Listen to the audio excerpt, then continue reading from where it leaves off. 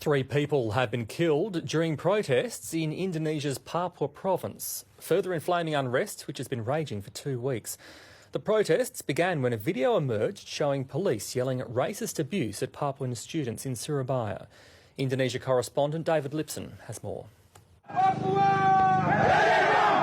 This is the only video we have from Dayai.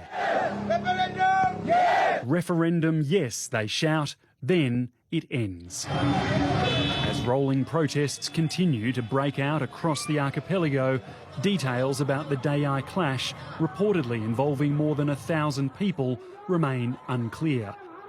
Police say 1 soldier and 2 civilians were killed when attackers armed with bow and arrow were met with gunfire. Indonesia's top brass are now on the ground in Papua, but spoke only of the Independence Day incident that triggered almost 2 weeks of rolling fury. We are still investigating 2 suspects. One is a military commander at district level for not obeying a superior order. The other is a local officer. The incident in Surabaya saw Papuan students taunted by a mob called monkeys and dogs before authorities flushed them out with tear gas. Now the anger over this video on social media is being channelled into demands for an independent state. We Papuan students in Indonesia want independence for Papua. That is our first demand. And secondly, there was racism in Surabaya by security personnel.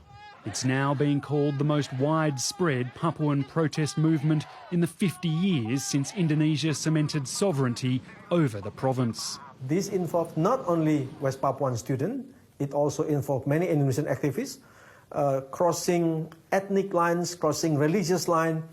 This is quite something new in Indonesia.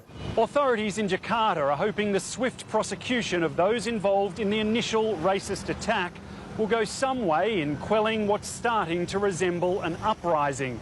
But putting a lid on calls for independence after 5 decades of frustration won't be easy. David Lipson, ABC News, Jakarta.